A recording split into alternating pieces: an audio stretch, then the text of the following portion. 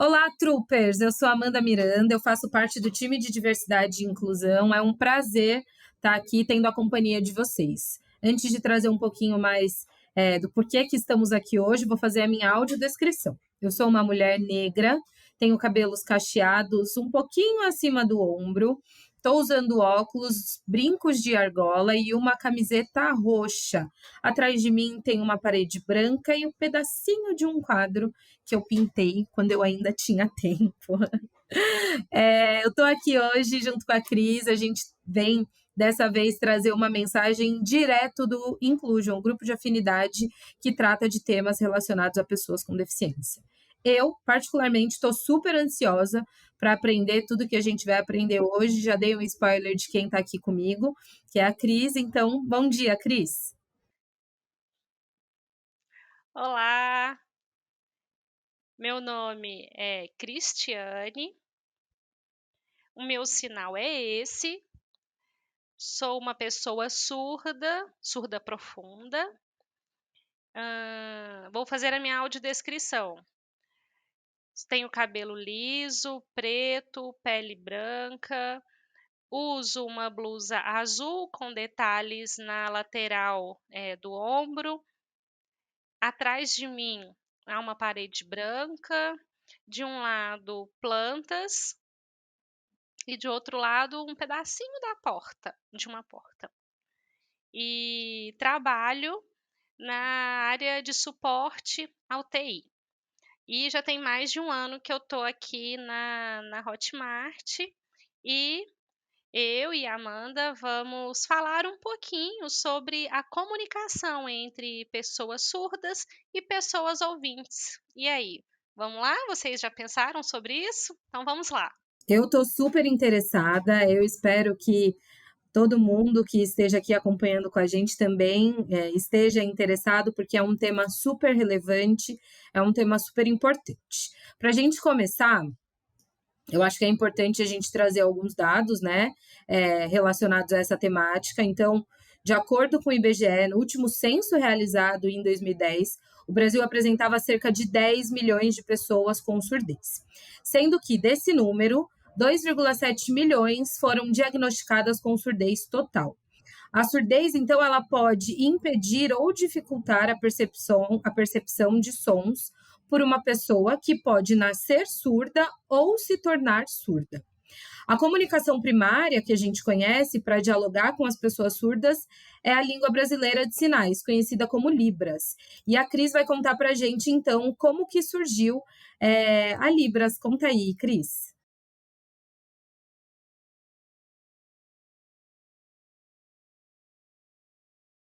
Então, Libras é uma sigla de Língua Brasileira de Sinais. É uma língua que surgiu, ela tem origem em outra língua de sinais, que é a língua francesa. E em um certo momento da história, um educador francês veio para o Brasil a convite de Dom Pedro II para criar uma escola. E esse educador surdo era o Ernest Rouet, que foi um dos primeiros professores e foi convidado, né, a vir ao Brasil, e criou-se, na ocasião, o INES, o Instituto Nacional de Educação para Surdos, com a proposta de educar pessoas surdas vindas de todas as partes do Brasil. Então, ali, naquele momento, a gente tinha o início da língua brasileira de sinais. E isso ali por volta de isso tem muitos anos, tem mais de 100 anos, e, e é isso. E aí a comunicação veio se aprimorando, né? E aí vou aproveitar e contar um pouquinho também dessa história, desse percurso das línguas de sinais. Não que a comunicação entre pessoas surdas tenha nascido, né, nessa ocasião. Ela já existia, porque desde que o mundo é mundo existem pessoas surdas, e antes de 1880, as pessoas surdas já tinham escolas, já tinham acesso aos espaços sociais, porém Em 1880, durante o Congresso de Milão, decidiu-se que não usariam mais as mãos para a comunicação de pessoas surdas. Ou seja, naquele momento vinha o oralismo, que era uma forma de comunicação apenas pela leitura labial. E aí a gente passou, aí o mundo inteiro passou por esse movimento de 100 anos, né, praticamente, mas ao longo desses 100 anos viu-se que não era a melhor forma de comunicação das pessoas surdas. E aí aqui no Brasil, as metodologias de ensino e de comunicação, a gente passou a ter mais liberdade. A gente pode comunicar ou pelos sinais, pela Libras, com as mãos, ou com o oralismo. E depende muito do conforto que a pessoa sente para se comunicar.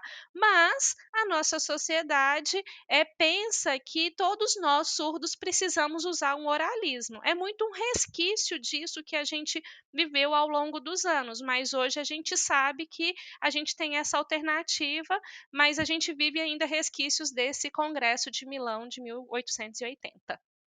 Muito bom. Bom, eu não sabia disso até criar esse roteiro, né? A gente tem o costume de viver ali na nossa bolha, né? Então, acho que essa é uma ótima oportunidade para a gente conhecer um pouquinho mais desse tema, né? Desse universo, enfim. Quando a gente fala de diversidade e inclusão, a gente está falando de um universo assim infinito de possibilidades de aprendizados. Então, é muito importante, pelo menos para mim, está sendo um super aprendizado. E eu acho que também é importante a gente ressaltar que Libras não é uma língua universal. E é sempre importante lembrar que é língua e não linguagem. Então, cada país tem a sua própria língua de sinais e eu vou falar aqui para vocês alguns exemplos. Na Holanda, a gente tem SLN, que é Sign Language of Netherlands. Nos Estados Unidos é ASL, American Sign Language. Em Londres é BSL, British Sign Language. E na França é LSF, Langue de Sign... vou fazer de novo. Na França é LSF, Langue de Signes Française. Eu não sei se a pronúncia está correta, eu tenho certeza que não, mas mais ou menos isso. Tem outros países também, mas aqui a gente optou focar em comentar para vocês quais são os locais onde a Hotmart está presente. Cada país tem a sua língua de sinais e também tem influência da língua oral daquela região. Então, é bem mais fácil conversar entre língua de sinais do que entre línguas orais, pois as línguas de sinais são visuais e usam muito da iconicidade. Eu sou uma pessoa que gosto muito de histórias, então, quando a gente estava organizando esse talk aqui, a gente estava pensando o que seria interessante trazer para vocês. A Cris ela trouxe um pouco da vivência dela. Durante a infância, por ter estudado em escola regular, não era comum para a Cris ser convidada para fazer esse tipo de apresentação que a gente está fazendo aqui agora. Então, eu queria que você comentasse para a gente, Cris, um pouquinho mais sobre a sua vivência até aqui, quais foram os seus principais desafios, o que te incomoda até hoje, né? Então, conta aí para a gente um pouquinho de como foi a sua vivência até aqui.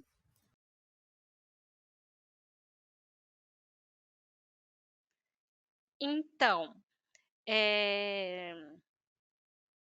eu, pessoa surda, surda profunda, não uso nenhum tipo de aparelho ou prótese auditiva, sou surda desde que nasci e e aí, para aprender, eu tive, né, que aprender a falar, fazer leitura labial, mas o meu tom de voz, a minha entonação, ela é diferente de vocês que são pessoas ouvintes. E eu frequentei fonoaudióloga por muito tempo para aprender. E o período em que eu usava aparelho auditivo, ele não era profícuo, ele não funcionava, eu não conseguia entender a fala das pessoas ao meu redor.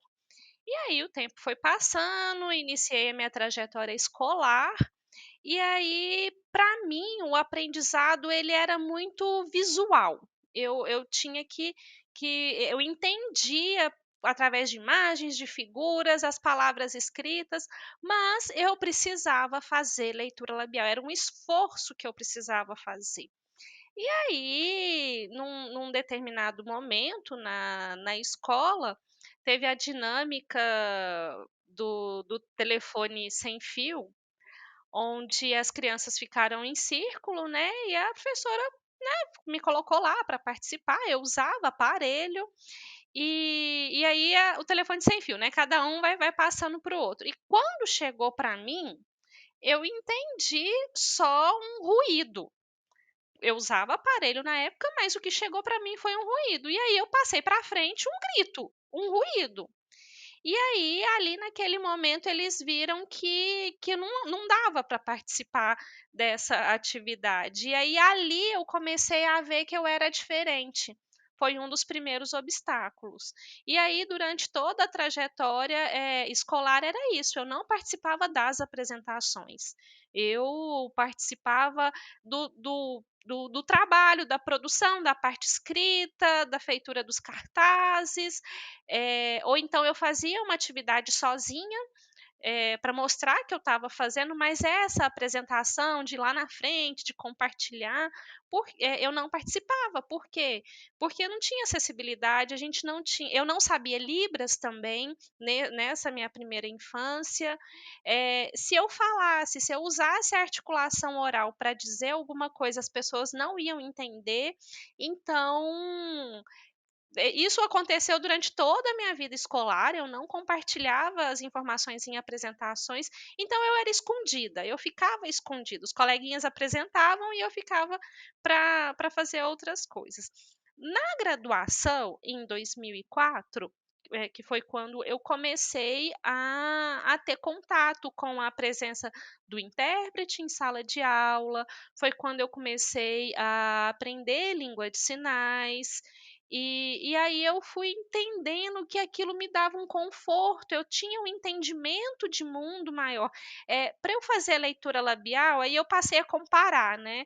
Eu tinha que fazer um esforço muito grande. E quando eu estava me comunicando em libras, eu me sentia mais confortável. E aí eu comecei ali a apresentar, sempre com muita timidez, sempre muito ansiosa, pela falta de costume dessa presença. E aqui mesmo, aqui na Hotmart, para mim está sendo assim. Eu fiquei muito feliz, mas também estou muito ansiosa, porque é algo que eu não estou acostumada a fazer. Então, é um desafio para mim apresentar e para quebrar as barreiras. E estou achando ótimo isso. Estou muito feliz com a oportunidade de participar, de quebrar barreiras e não ser mais invisível, né, de estar junto, de poder compartilhar, de mostrar que eu sou surda e estou aqui. E aí, então, eu agradeço muito a oportunidade de ter acessibilidade, de ter intérprete, de encorajar nós, pessoas surdas, que também tem isso, né, da gente poder aparecer. E aí, comparando a nossa trajetória de anos atrás, que não tínhamos acessibilidade, então hoje eu sou muito mais feliz, agradeço as tecnologias, né, hoje a gente tem celular, computador, mensagem de vídeo, de texto, de tudo. E a gente sabe que tem muita coisa ainda para crescer, mas já estamos no caminho. Muito bom, Cris. Eu segurei aqui para não me emocionar, principalmente na hora do telefone sem fio, me tocou bastante. Eu queria também, Cris, por favor, que você pudesse falar para a gente quais são as outras maneiras que a gente pode se comunicar com pessoas surdas. E também é importante explicar qual é a diferença de pessoas surdas oralizadas e pessoas surdas sinalizadas.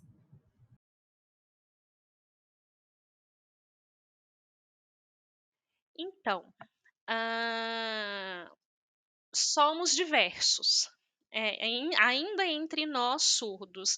Há pessoas surdas que preferem se comunicar por libras, aqueles que preferem se comunicar por leitura labial, pela oralidade, há aqueles que usam implante coclear, outros usam aparelho que é removível.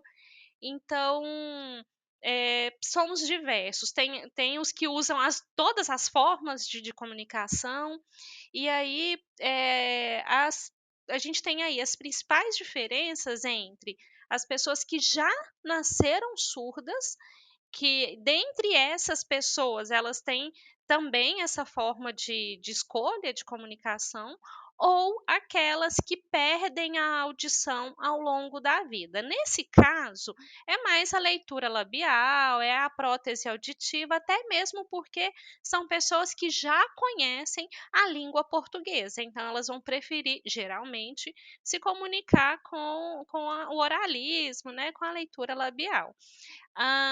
E aí dentro do universo das pessoas surdas, há aquelas também que têm influência na língua portuguesa, seja ela na modalidade escrita, e aí a gente fala, existe o mito, né, de que pessoas surdas não sabem o português. Não é isso. O que acontece é que a gente tem um déficit escolar, a gente tem uma trajetória aí de muitos anos, porque as escolas não estão preparadas para ensinar o português como segunda língua para nós, pessoas surdas. Então, é isso. Cris, muito obrigada pela explicação. Tem mais um ponto que eu queria que você trouxesse para a gente. A gente tem diferença na língua.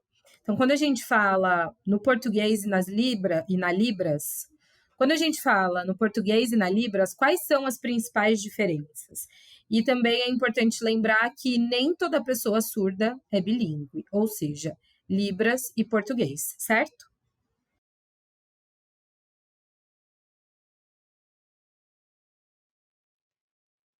Então, a Libras é uma língua, mas não é uma língua oficial, porque senão os documentos seriam emitidos também em Libras, né? Mas é uma língua reconhecida e regulamentada no Brasil, reconhecida desde o dia 24 de abril de 2002.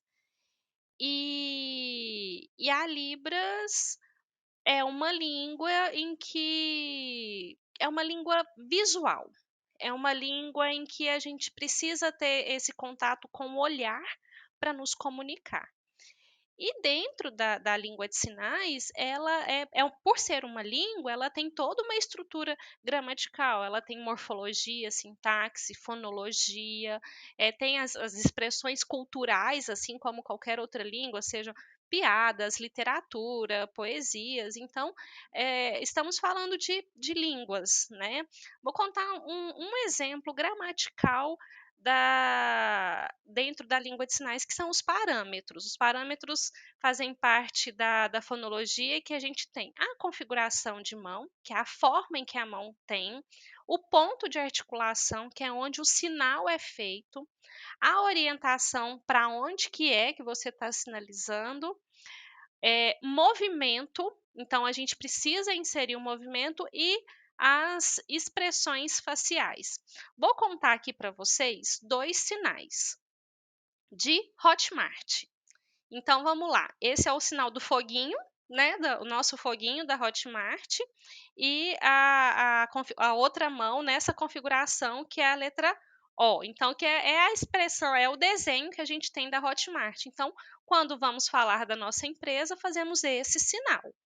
Agora, eu quero falar dos troopers. Então, eu vou usar o foguinho, vou continuar usando o foguinho, porém, a outra mão vai ser a letra T.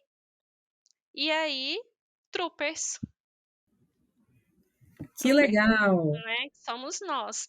E aí é um exemplo, é um exemplo onde a gente aplica aí as diferenças gramaticais, né? Uma mão com uma configuração e outra, mas enfim, existem cursos, né, que explicam todos esses aspectos, caso alguém tenha interesse.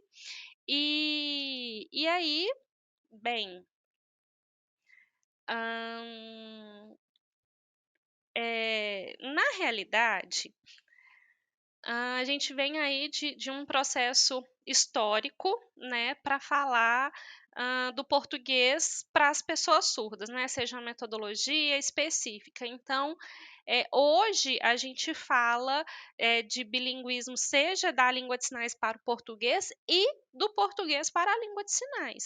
Então, eu, Cristiane, eu venho, eu fui era uma escola de inclusão, mas era uma inclusão física, que era o meu corpo que estava ali entre os colegas, mas não era uma inclusão de atitude, de conteúdo, de formas de ensino. A minha vida inteira eu tive professor particular. Eu tive essa oportunidade, então era o atendimento de um para um. Eu, ali em sala de aula, no meio daquele tanto, né, de estudante, eu não conseguia. Então eu ia para a escola para copiar o que era disponível no quadro, e eu tinha um extra turno para poder ter, né, essas outras aulas. Então, isso para dizer que não é todo mundo que tem que teve essa oportunidade, são histórias diferentes, somos pessoas diferentes, e aí a gente tem pessoas surdas que só usam língua de sinais e que não usam língua portuguesa, assim como há pessoas ouvintes que usam pessoas surdas que só usam a língua portuguesa. E aí é importante a gente ressaltar um mito da dificuldade com a língua portuguesa, que não é uma dificuldade, que não é uma incapacidade, é uma questão de oportunidade, onde algumas pessoas surdas tiveram, outras não. Então, nós, pessoas surdas, pelo fato de não ouvirmos, nós não estamos expostos às informações disponibilizadas aí na televisão, né, nos meios de comunicação que são disponíveis pelo audiovisual. Então a gente não teve essas oportunidades, é tudo pelo olhar, pela leitura, pela interação. Então é um esforço muito grande que a gente fez. Então, só para fechar, é isso. São línguas diferentes e pessoas diferentes. Perfeito. E vem cá, todas as pessoas surdas são mudas?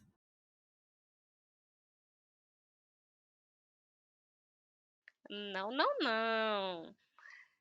Não existe pessoas, surdas mudas. O que acontece, a gente contou um pouquinho de história aqui, né, a gente falou que do reconhecimento da língua de sinais. Então, historicamente, a sociedade se refere às pessoas que não se comunicam pela fala como pessoas mudas, mas a gente sabe que a gente tem esse entendimento hoje, através de estudos, que pessoas surdas conseguem sim pronunciar, têm voz, podem gritar, então tem um aparelho fonoarticulatório que funciona, né, a questão é ter a oportunidade de fazer fonoaudiólogo, de ter essa terapia da fala.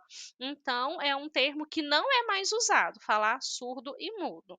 E aí, pode inclusive ser pejorativo e causar um desconforto, porque a capacidade da fala nós temos, o que é preciso fazer é essa o fonoaudiólogo, mas cada um tem uma história, cada um tem uma oportunidade.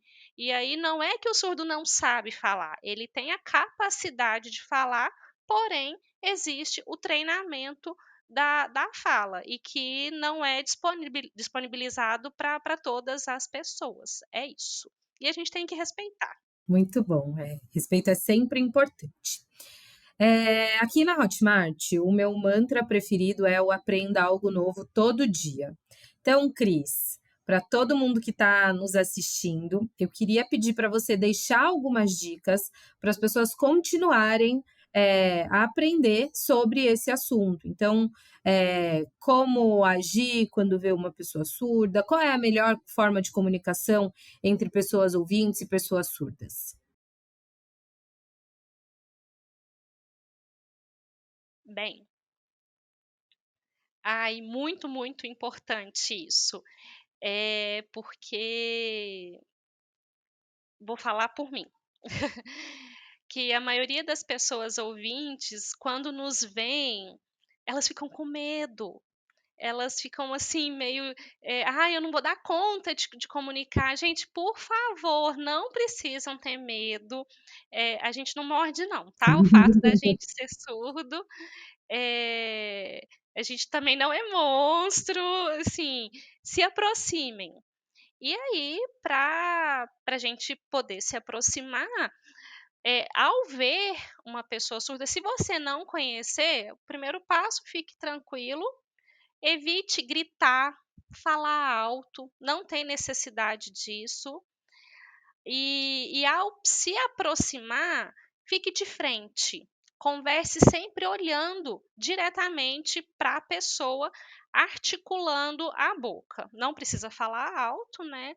Agora, se a pessoa tiver uma forma de comunicação, repita até vocês acharem uma forma que vocês se sintam confortável, seja ela por mensagem, né, você pode pegar o celular, um bloco de notas para escrever ou então no papel.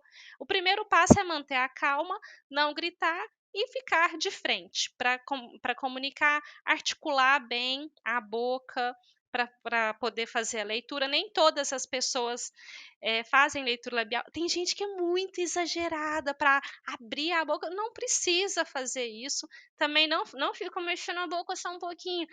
Conversem, assim, articulem as palavras, também não precisa ser muito rápido, né, é manter um meio termo. Se você vê que a conversa está fluindo, bem, se não, busque a estratégia da escrita, de um aplicativo de sinais, alguma coisa assim. E outro pedido, se você estiver conversando com uma pessoa surda e você não entender, faça de conta que está entendendo e saia. Não faça isso. A sugestão é que vocês concluam a conversa, fiquem de frente sempre, porque a gente acaba percebendo quando a pessoa pergunta, quando um surdo pergunta a um ouvinte e ele não responde, aí isso gera, né, questão de autoestima, da comunicação não ser fluida. E outra coisa, ao perceber que você, né, você chega perto de uma pessoa surda e ela faz leitura labial, bem. Se não, enfim, é o que a gente falou mais cedo, né? São várias formas que as pessoas conseguem se comunicar. Algumas fazem leitura labial, outras têm um resíduo auditivo, então consegue ouvir um pouquinho, mas lembrando que é cada um de um jeito. E ao perguntar e o mais importante é, pergunte qual que é a forma que você gostaria de se comunicar?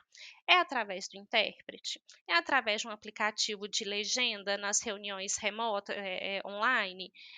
E aí isso proporciona uma equidade de participação das pessoas ao longo da interação ali numa reunião de equipe ou de uma conversa. E também ao ter um colega surdo, a gente sabe que às vezes nós somos colocados numa questão de incapacidade. Por exemplo, o colega ouvinte ele tem facilidade de memorização e tudo mais, de ler um texto, de ler os artigos e tudo. Para nós, pessoas surdas, isso pode ou não ser um obstáculo, mas pode não ser um obstáculo. Agora, se você tiver a oportunidade de compartilhar informação em forma lúdica, seja vídeos, imagens, e aí isso serve para interação com várias pessoas, né? Se você vê que ali aquela comunicação não funcionou, mude, né? Tente buscar outra alternativa. É possível, né? Nós temos capacidade de aprender. E é isso. Muito obrigada. Mais uma coisa que eu lembrei aqui. hã, então, um pedido que eu faço, que entra também na caixinha das dicas, para não comparar uma pessoa surda com outra. "Nossa, aquela dali ela fala muito bem, aquela outra não fala". Não façam essa comparação, porque cada um tem uma história, cada um tem uma história de luta, de opções, de espaço de conforto, e é isso. Eu vou aqui trazer, isso que a Cris falou é muito importante, né. Quando a gente fala de diversidade e inclusão principalmente, somos mais de 7 bilhões de diversidades, então as pessoas elas nunca vão ser iguais, elas não vão ter as mesmas histórias, elas não vão ter as mesmas vivências, então é importante respeitar a singularidade, né, de cada pessoa. Eu, como eu disse já, eu gosto muito de história, e eu acho que quando a gente conhece a história de uma pessoa, a gente tem, mais embasamento para acessar aquela pessoa a partir do que ela vivenciou. Então é muito importante respeitar aí a diferença de cada um e de cada um. A gente já vem escutando muito falar sobre capacitismo, que é o ato de preconceito ou discriminação, com pessoas com deficiência. Então, eu queria trazer aqui para vocês alguns termos, né, relacionados a capacitismo, de pessoas com deficiência, olhando para pessoas com deficiência, claro, né, o capacitismo, e alguns termos que as pessoas utilizam que não são muito legais. Então, eu vou trazer alguns exemplos aqui que provavelmente vocês já devem, ter ouvido. Seu problema não tem cura? Você está surdo ou surda? Será que seus filhos vão parecer normais? Apesar de ser uma PCD, você parece muito feliz. E aqui eu vou trazer uma observação.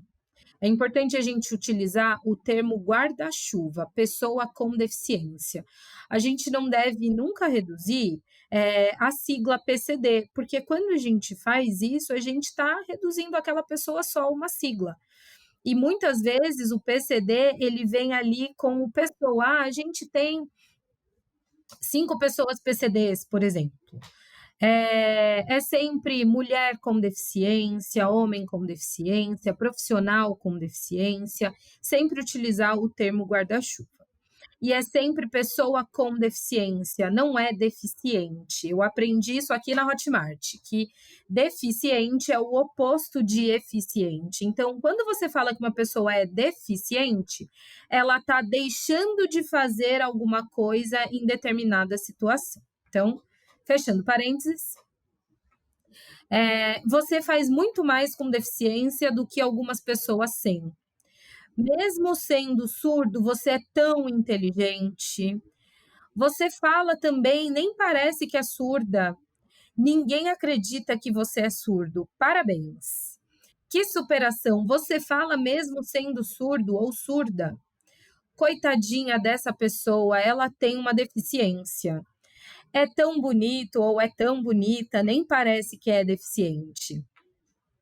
Temos sempre que lembrar de agradecer, né? Você é um exemplo de superação, é um guerreiro, é uma guerreira. Enfim, tem vários exemplos, e tem um que é muito utilizado, passou a ser muito utilizado com as reuniões online, que é o seu microfone está no mudo. A gente tem que utilizar o seu microfone está fechado, né? Porque o microfone ele está fechado, a pessoa, né? Não, a gente não precisa utilizar esse exemplo. Bom, tem muitos outros, né, como eu disse. E aí, Cris, o que que você acha disso?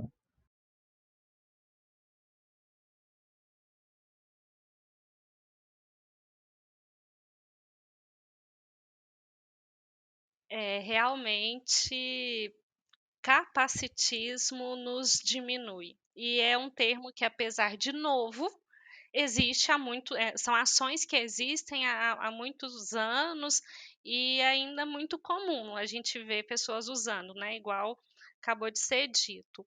E geralmente começa dentro de casa, dentro da família. A própria família vê: "Ah, é pessoa com deficiência. Ah, deixa eu fazer alguma coisa para você", e faz tudo pela pessoa. Isso é ruim, porque a pessoa passa a não ter, né, oportunidade de crescer. E na escola? Também. "Ah, que bonitinho, ele é surdo, usa sinais". Assim, e aí a escola também: "Ah, não, deixa ele não precisa fazer essa atividade não". "Não, não precisa fazer não". E aí acaba que a gente vai ficando de lado, né, sem ter oportunidade de crescer, vai ficando sempre de lado. Uma terceira questão. Não é em todo lugar que isso acontece, mas é comum de acontecer.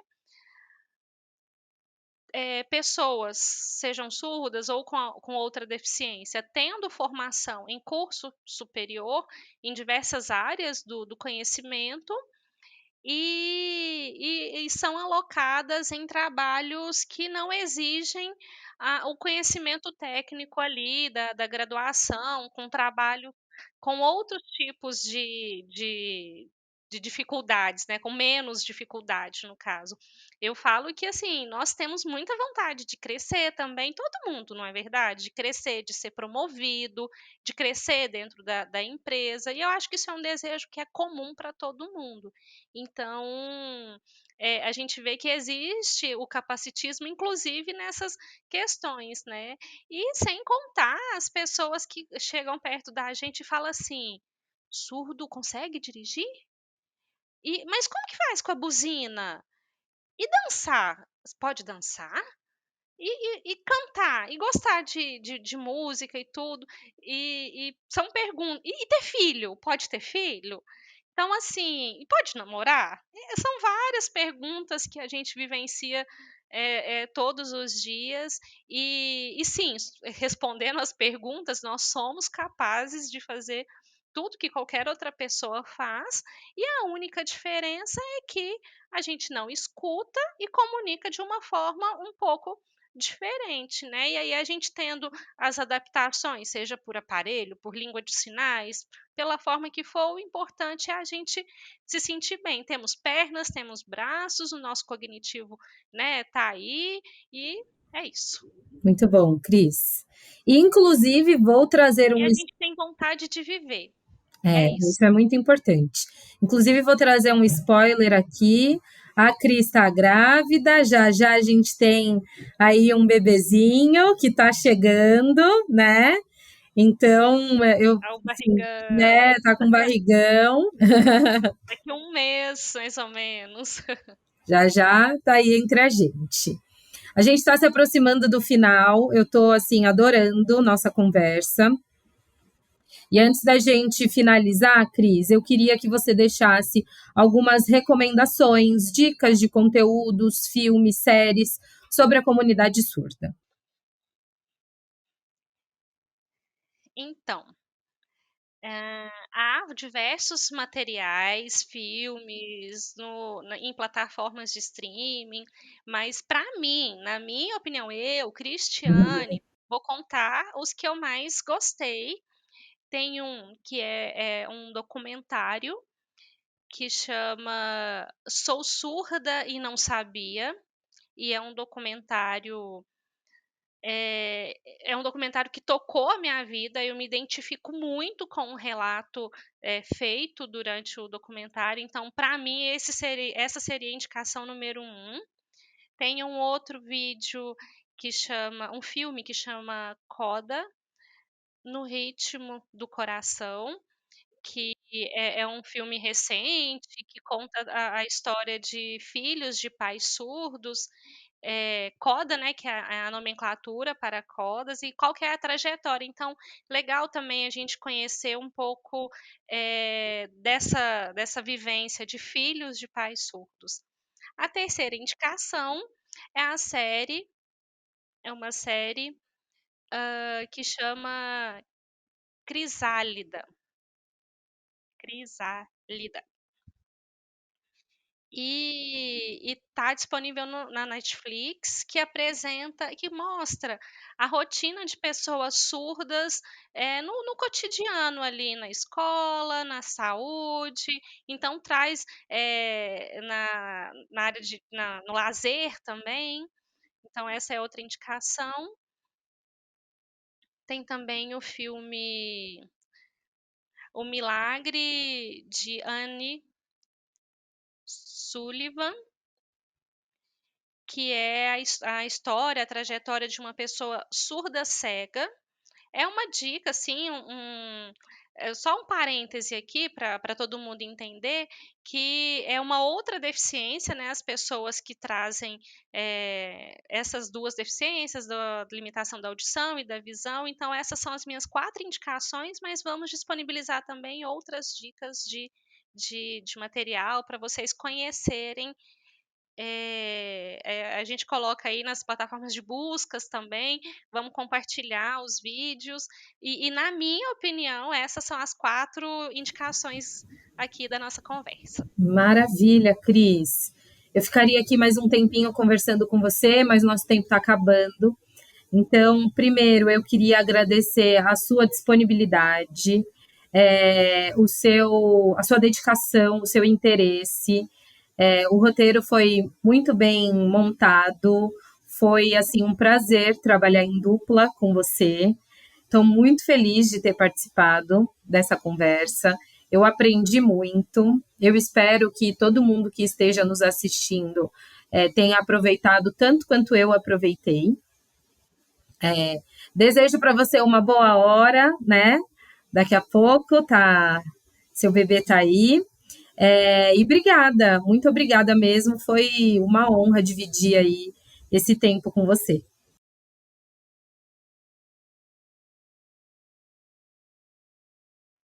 Muito obrigada, Amanda, pelo convite, pela conversa. Fiquei muito feliz, pela oportunidade, porque é através de informação que a gente vai construindo, né, a nossa comunicação entre pessoas surdas e ouvintes, compartilhar as perspectivas de vida também, falar da acessibilidade, que o que a gente precisa, né, para estar todo mundo junto, para estar incluídos de verdade.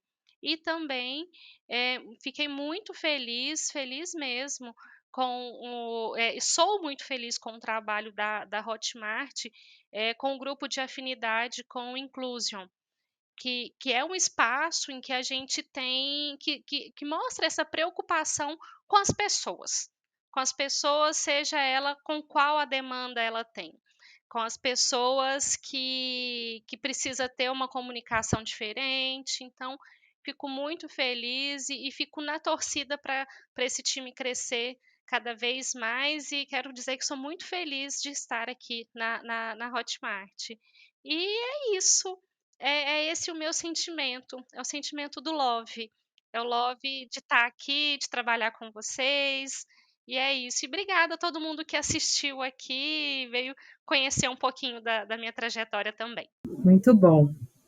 Obrigada, a gente está finalizando mais uma edição do GNI Talks. Queria só trazer um pouquinho aqui para vocês, né? Essa é uma ação do grupo Inclusion, como eu disse no começo, que é o grupo de afinidade que trata de temas sobre pessoas com deficiência.